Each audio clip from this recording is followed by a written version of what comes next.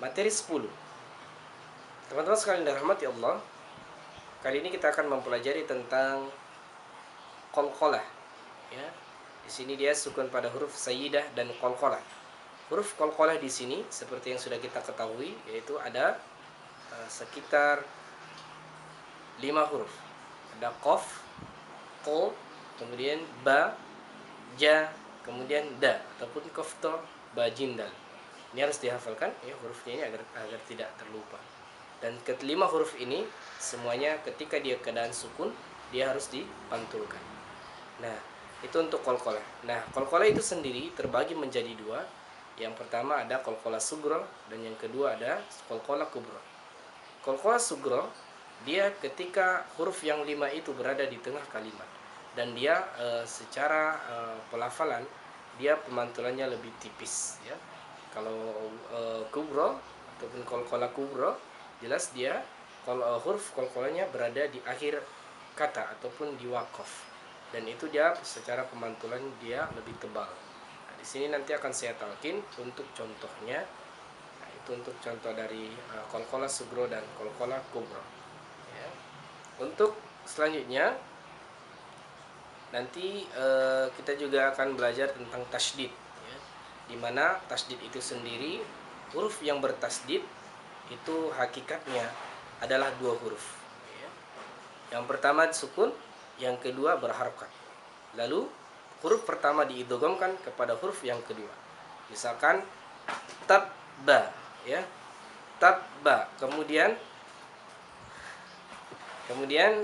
yang ketiga adalah tentang yang kedua tadi adalah tasdid.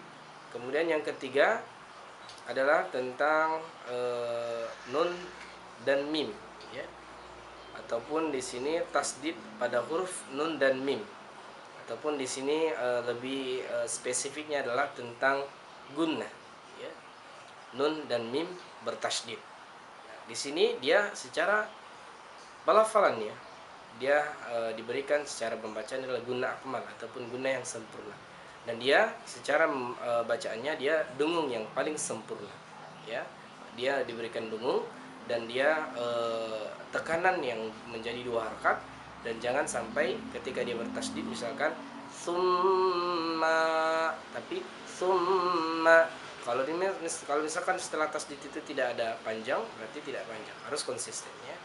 Di sini akan saya talqin teman-teman sekalian dirahmati Allah tentang yang pertama tadi adalah qalqalah. Yang pertama adalah qalqalah sugro. Misalkan taqwan. Pada hakikatnya di sini qaf dan to dia bersifat tebal. Semuanya untuk sugro dan kubro sama ya. Taqwan, yatwin, khubran. Kemudian kalau kubro misalkan tabba ya. Misalkan hab. Misalkan al-ikhlas qul huwallahu ahad. Di sini akan saya talqin untuk contoh dari kubro ya. Lam yatub, lam yatub, lam yalid, lam yalid. Itu jelas ya untuk perbedaannya. Kalau tadi misalkan dal ya, misalkan da dia di sugro dia adron dia seperti seolah-olah hidup. Tapi kalau misalkan dia sudah berada di kubro lam yalid ya. Qul huwallahu ahad ya. Lam yalid itu untuk qalqalah sugro dan qalqalah kubro. Kemudian lanjut ke tasdid ya. Pada hakikatnya tadi dia adalah 2 huruf ya. Satu dia dalam keadaan sukun, kemudian satunya adalah dalam keadaan berharokat ya. Untuk contohnya di sini saya akan talqin 3 kolom saja teman-teman sekalian dirahmati Allah. Misalkan tabba, batha, adda. Kemudian gunnah ataupun tadi tasdid pada nun dan mim. Anna, inna, inna, kunna, kunna, thumma, ya, thamma, hamma, amma, ya, amma, dua harakat dekat, amma, demikian.